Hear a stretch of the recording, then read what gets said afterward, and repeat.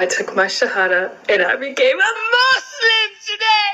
My life has changed so much. The amount of people that I have met that have truly benefited my life is insane. I want to get into the story on how I became a non-religious person to a Muslim, because I feel like that's too... I wouldn't say being a Muslim is extreme, but in an American society where being Muslim is looked at as like an extreme, controlling religion where the women have no choice and... Anyway, to some people, those are two extremes. So I just kind of want to get into that journey. How exactly did that happen for me? And what has changed in my life since I became Muslim? So in September of 2023, I downloaded an app to learn Spanish. Spoiler alert, I never ended up learning Spanish. The thing about this app is it took me, a native English speaker, and someone else who was a native Spanish speaker, put us together so we can learn languages off of each other, right? How did a girl from Pakistan find me? Sumika? I need an explanation. I still don't know how. She told me that she was Muslim, and I was like, oh my gosh, I've listened to recitations of the Quran before, and I think it's so beautiful. At that moment, she had a mission. Mission accomplished, queen. Mission accomplished. She was like, you really touched my heart by saying that. Can I tell you more about Islam? And I was like, yes, I have a lot of questions. I'm going to be honest with you. Before I became Muslim, a lot of my ideas about Islam were very ignorant. I was not a hateful person, and I never have been. I was one of those people that was under the assumption that the hijab was something forced on women and that they had to wear it and that they didn't want to. Girl! I did not enter this relationship with Sumika with the intention of becoming a Muslim. I've never been religious in my entire life. Maybe when I was like very, very, very young, like maybe 2 years old or younger. I think I was baptized before. Maybe my family was a little bit religious at the beginning, but growing up, I had zero religion. We didn't believe in anything. Life was just life. The meaning, didn't know it. Didn't even think to question it, to be honest. I just assumed that it wasn't real. All religion was not real. I have gone to several Catholic churches, Christian churches, I'm sure other ones too. I don't remember. There's so many different versions, and no hate to the Christians. I don't know. There's a lot going on there. And not even a singular one of them made sense to me in the way that I was like, you know what? Yeah, I have a true belief in what you are telling me. And so it began. My number one question off rip was, what is the hijab? How do you wear it? Do you like to wear it? Do different colors mean different things? Are there certain people that you wear it around or don't wear it around? Are there certain places that you wear it or don't wear it? I have so many questions. I need to know everything about this hijab. I need to know everything about modesty. Most of my ignorance about Islam lied in modesty and the hijab for women. And I think that is similar for a lot of people who know nothing about Islam. Women that wear hijab, it is very obvious that they're Muslim. I know there are veiled Christians, but come on. Most of the veiled women you see are Muslim. I had a lot of unanswered questions. I didn't know any Muslims in real life to even ask these questions. Every day after our phone call, I would get off the phone and do more research. Every single thing she would tell me about, I would research it.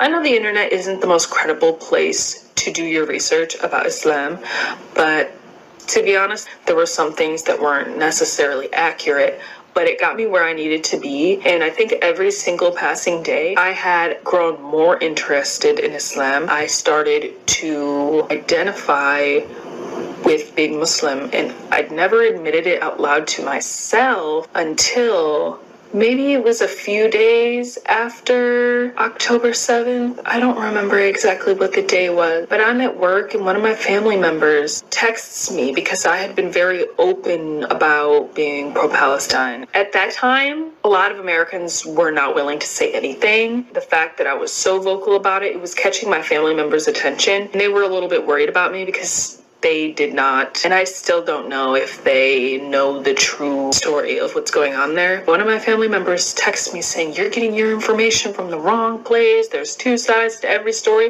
I told that family member, "I can't talk to you right now. I'm gonna have to talk to you later, and I love you." And I knew that family member and my mom absolutely talked about it. So when I got home, my mom called me, and my mother raised me to be very strong and open-minded and to love people. So when we were like clashing on this subject, I was really hurt. And I forgive her for this, and I'm not mentioning this to put my mother down in any way, but it is truly beneficial to my story to mention that this was said. She told me that Islam breeds terrorism, and in that moment I had to get off the phone with her. I told her the same thing I told the family member. I love you so much. I cannot continue this conversation with you. And I hung up. And immediately after that phone call ended, I was just bawling my eyes out because I felt like she was saying that to me. She didn't realize that I was even looking into Islam even before October 7th.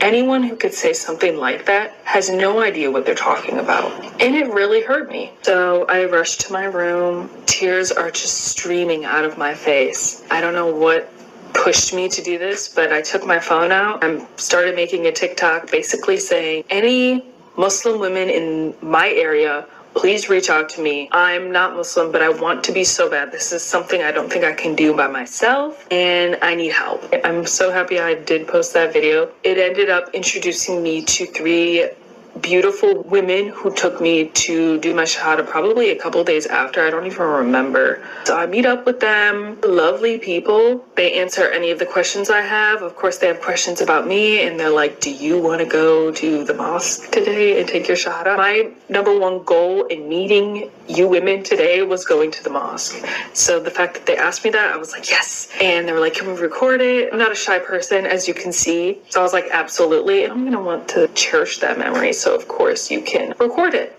So they take me to the mosque and I do my shahada there, and it is still one of the most beautiful moments of my life. Immediately after that, I just felt like if I pushed my feet off the ground too hard, I would just start floating. I was so lighthearted. My soul felt very light, and it still, when I think about it, I just feel so like, oh my God. The account that I posted that original video on was banned shortly after I posted that video, not because I posted the video, but because I was very pro-Palestine, like I said. So I was banned relatively quickly. I didn't even make a new one until after I took my shahada. I took that video of me crying, saying I decided I want to be Muslim, and I stitched it with a video of me taking my shahada, and then put a nasheed in the background. Legendary. Post that video, a lot of people, a lot of traction. People are taking it off my TikTok, posting it all over Instagram, posting it all over Facebook. I have people from other countries saying, hey, I saw your video. After that video went viral, my mom was sent that video. I didn't want to tell her immediately that I was Muslim, but viral video. What can you do? Someone in my family sent that video to her, and it was not good. It's still not amazing. I am so blessed. I still have my family and they still communicate with me, but their initial reaction scared me from talking to the rest of my family. People that are so important to me were just so vicious to me. It made me feel like I was insane, mentally unstable. They still think I am in a cult, but we're working on it. We're working on it. I have patience. I love my family. I would never disrespect them. I would never hurt them. A lot of people say, make sure you're respectful to your family, and I am, and I will continue to be. But I'm not going to lie to you. Being a revert and being the only Muslim in your family is brutal. I always say that I could have 1 million people telling me, I support you and I'm proud of you. It doesn't matter to me. I only want to hear that from my mother, which she has told me. She doesn't like it, but she loves me, so she accepts me. We still have some obstacles to get over. Alhamdulillah, I have a family and they love me and they're working on it and I'm working with them on it, so that's all I can really say about it. That is basically how I became a Muslim and kind of how my life has been affected since then. I can say it's mainly positive, and all of the negative things have nothing to do with Islam. It's about people. I am so happy that I'm Muslim. I'm so happy that I made this choice and that my daughter will be raised Muslim. One of the things that I feel the most is that I wish I was born into a Muslim family. I know that my daughter will always have a Muslim mom, which is better than nothing. In my experience, I have quite literally nothing. It's hard to look at people being able to have both good familial relationships and be a Muslim. I get one or the other. I'm working on having both. It's just hard because more distant family members won't look at me or talk to me, and that is so hurtful for me. I'm a strong person and I'm very patient, and I don't blame them. It's scary and something they have no understanding of, but it is truly hurtful, and for that reason I wish maybe I was born a Muslim, just because I would have my family no matter what. I hate to end this video on a sad note, but that's really where I'm at right now. I try to distract myself with friends, and I was going on TikTok live for a while. I stopped doing that because I would get off and get like hyper anxious to the point where I'm like, I'm going to die so bad. But I've been trying to just kind of lean into prayer more than relying on talking. That's kind of where I'm at. I'm a little bit MIA from TikTok right now, but I kind of want to maybe try out YouTube, see if I like it better. Anyway, if you guys have anything you want to know about me, you can leave a comment. But if there's anything else you guys are curious to know about me, and if I'm comfortable with sharing that with you, I absolutely will. Just leave a comment and let me know. Anyway, yalla bye.